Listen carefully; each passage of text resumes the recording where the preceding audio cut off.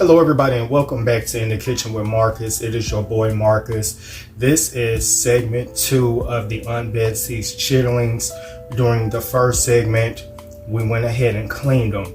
Now if you watched that video, you are prepared to clean chitlings really well, no matter if you have the bag or the bucket, okay? Now I'm gonna go ahead and show you guys what I'm gonna be using for my seasonings. Gonna be using onion powder, garlic powder, white pepper, and the reason why we want to use white pepper is so that you won't have any black specks in your chitlings, okay? I'm gonna use 2 of the chicken bouillon cubes. I'm gonna be using chicken stock. You can also feel free to use chicken broth.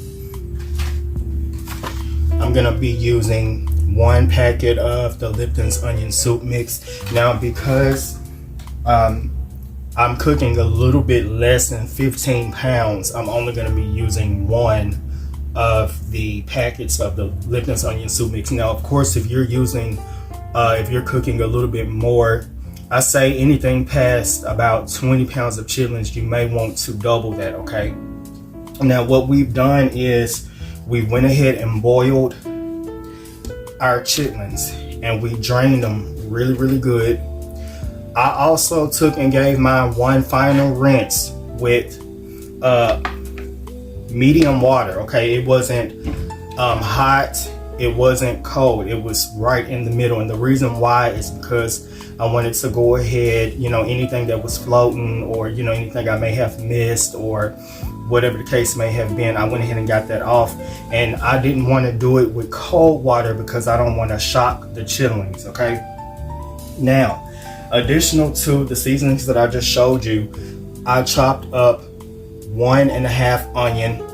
I'm gonna add some onion now, and I'm also gonna save a little bit for later. I also chopped up some fresh garlic, okay?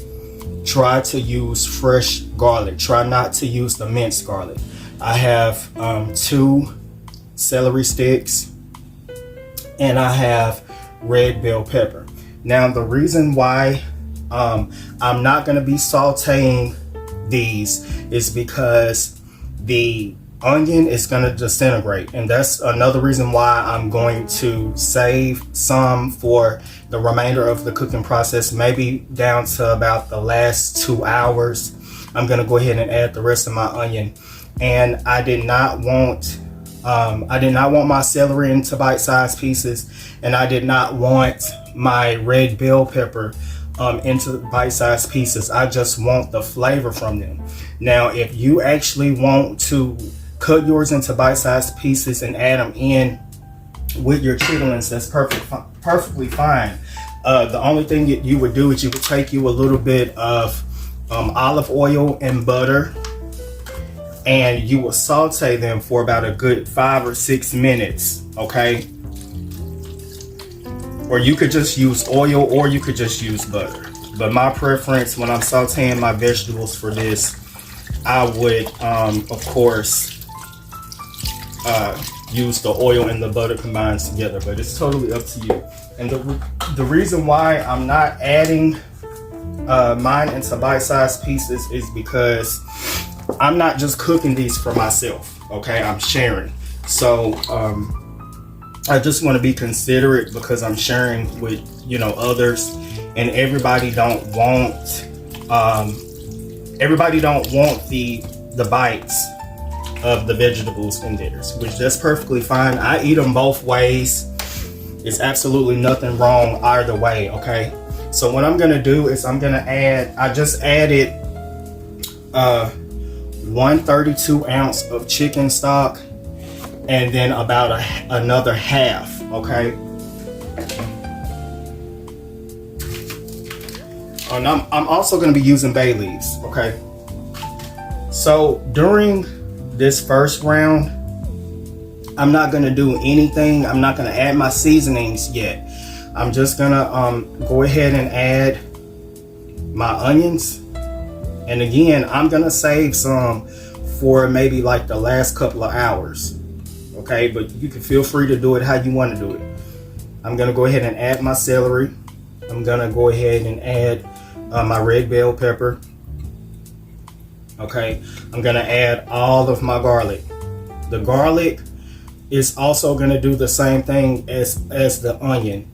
It's gonna get real, that flavor is gonna disintegrate and get really, really good into basically like what the chitlins is gonna create, like a pot liquor, okay? Now, I'm also gonna add my bay leaf.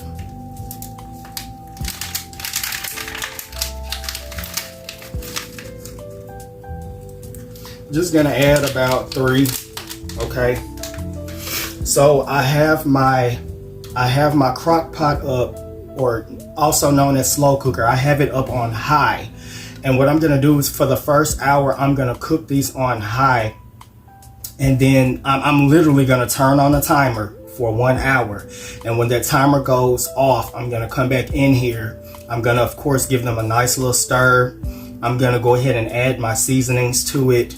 And I'm gonna turn it down on low. Now, you would do the same thing if you were using a pot. Now, if I was using the pot on the stove, I, of course, would not have it on high. Now, my slow cooker only have 3 settings. One is low, one is high, and one is a warm, okay? Now, on the stove, I would have it, for the ones that have the notches, I would have it on like a 5, or the notch right up between the 5 and the 6, and let it, I'll put my lid on it and let it boil. And then when the timer goes off after an hour, I would turn it down to maybe like a 3, of course, keeping the lid on.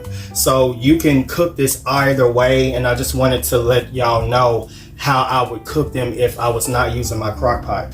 And I also want to let you know that if you wanted yours to be spicy, okay, this is for the ones that like it to be spicy.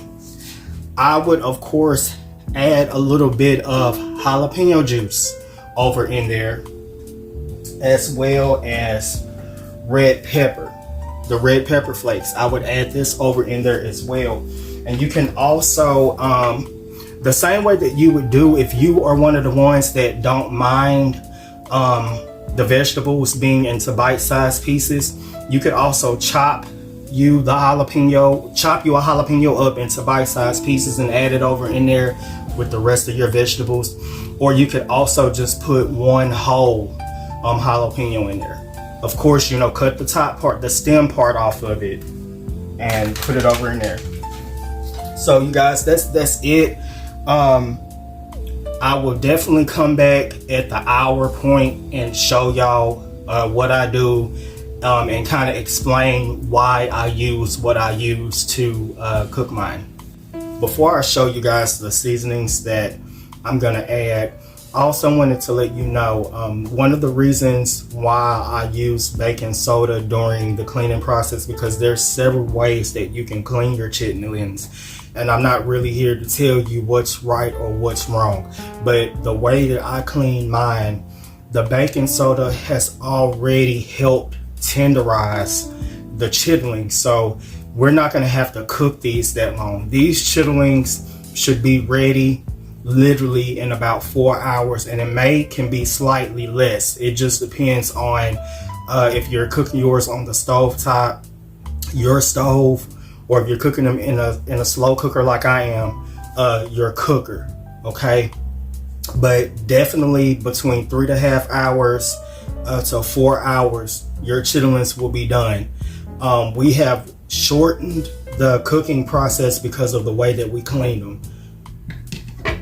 I'm at my 1 hour mark, and so what I'm gonna do is I'm gonna go ahead and give them a really good stir.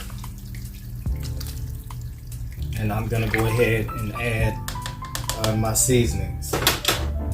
I'm gonna go ahead and add both of my chicken bouillon cubes, onion powder, garlic powder, white pepper. Remember, do not use black pepper, okay? my whole packet of the Lipton's onion soup mix. Go ahead and stir it in there real good. Okay. Now, the Lipton's onion soup mix is going to darken your chitlins and your pot liquor a little bit. Do not be alarmed, okay? We already know your chitlins are really, really good and clean. We know that. Okay. Now, the reason why I'm adding this combination of one last thing I'm gonna add is accent, and very little, okay? You're not using accent to season. It's gonna help bring out the flavors, all the flavors that are in your pot. Now, the reason why I'm using the combination of seasonings that I'm using, first, I'm gonna start with the chicken bouillon cubes. I use 2 because I'm not adding salt. Now, you can feel free to throw you a pinch of salt in there if you want to. I'm not adding salt. And then the combination of that along with our basic seasonings, because onion powder and garlic powder really can go in anything, you guys. Those combinations together, it just really does something to your chitlins, okay? As well as the white pepper. And of course, the Lipton's onion soup mix. When I tell y'all, when it says recipe secrets on the box, that's really, really true. I mean, the Lipton's onion soup mix is powerful in the kitchen, okay? Now, I have one more thing that I'm getting ready to show y'all. Now, this is a secret to mine, okay? And I'm just about to share it with y'all. And it's probably gonna shock you, and then it might not. For the cooks out there, you'll probably understand why, okay? I'm gonna add me just a few slices of butter, you know, maybe like 3 or 4. And what that butter is gonna do, of course, flavor pop. It's a flavor pop. It's gonna add additional flavor to your dish, and it is also going to help tenderize them even more. That butter is gonna help tenderize these even more, as well as add a flavor pop to them, okay? You guys, I'm telling you, especially if this is your first time making them, or you know, you may just be looking to see how somebody else makes theirs, or you want to see what's out there to help you basically spice your dish up. I'm telling y'all, this is it. I've already done the hard part for y'all. I've made my chitlins like this several times, and I'm telling you, if you follow my instructions, this is going to help. This is going to put your chitlins, above others. Okay, it's going to really put your chitlins up there, and it's going to stand out. I guarantee you. Okay, again, like I said, I've done the hard part for you with the seasonings that I'm telling you to use. I'm telling you, your chitlins are going to be bursting full of flavor, and when they get done, when you eat them, they're gonna basically be like melting in your mouth. I'm not exaggerating at all, you guys, and I'm not saying that just because I'm making them. I'm really telling y'all what I know. I've done a lot of trial and error, and I finally got the right combination. That's why I was excited to show you all what to do, especially if you're new and you haven't made these before. Also, you could add vinegar. You could add the apple cider vinegar. You can add red wine vinegar. Now, if I was adding vinegar to mine, another flavor pop, you guys, I strongly recommend to try out the red wine vinaigrette in your chitlins. I mean, I have tried other vinegars in my chitlins, and for some reason that red wine, it takes it up to a whole nother level, as well as the white wine vinaigrette or regular distilled vinegar. Okay, I'm not going to add any vinegar to mine because again, I'm sharing, okay? And so you can always feel free to put a little tinge in your own personal bowl if you're making these for others. Just like I'm gonna put the red pepper flakes in my own personal bowl, okay? Feel free to do so. Now, if you was putting it in your pot, I would do, maybe 2 to 3 capfuls of it. All right. Now, there y'all go. This is the bomb recipe, okay? So be confident. If you're new, you haven't made these before, be really, really confident with this recipe, okay? Trust what I'm telling you. Be confident. Your chitlins are going to be really good, and just be patient and let them cook. So now what I'm going to do is, I don't want to make this video really, really long, but I do want to give y'all information and different tips and stuff. So I'm just going to let this cook on up for about another 3.5 hours and see where I'm at. It may be 4 hours, and I'll let y'all know every step of the way, okay? And I'll also I'll show you what to look for. Just be patient, let them cook. Now at first, especially if you're using the slow cooker, at first it may seem like they're cooking really slow. They're gonna pick up. Oh, they're gonna pick almost like out of nowhere. They're going to be boiling real good, okay? And don't forget, now that you've added your seasonings and stuff, to turn it down on low. Turn it down on low, okay? All right, I'll be back in the next clip to show you the rest of the cooking process.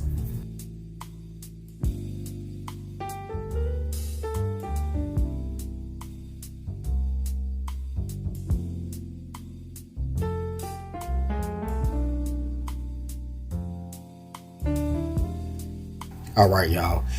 I let mine cook for about 4.5 hours, and this is pretty much how we're looking.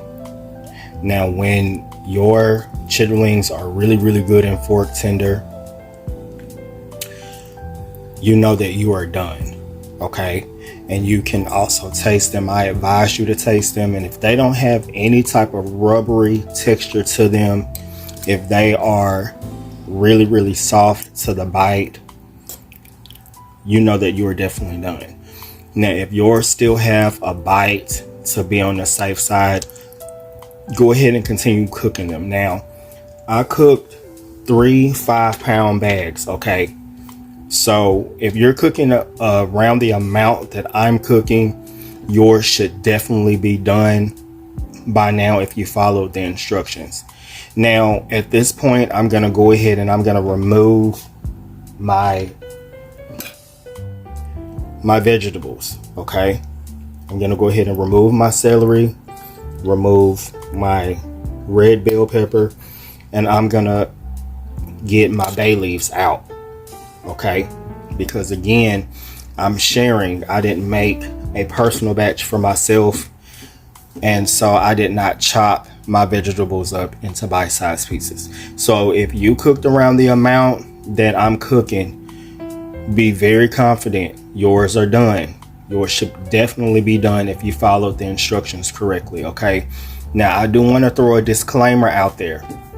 If you are cooking more than what I'm cooking, you're probably going to have to cook yours longer, okay? Between every 5 to 10 additional pounds of chitlings, you need to go ahead and add an extra hour to your cooking time, okay?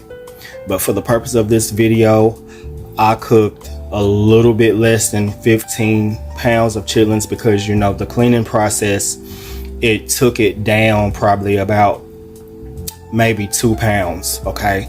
So a little bit less than 15 pounds of chitlins. All right, y'all. I went ahead and plated some, and on my personal plate, I went ahead and added some red peppers. As you can see, I got a little bit of the pot liquor or juice, whatever you want to call it, okay? And as you can see, they are not really greasy. So the way that I showed you how to cook them, you don't have to worry about them being extremely greasy. Okay, but because they are chitlings, some grease is normal. Okay, and they're really good and tender. My fork goes through them with ease. Okay.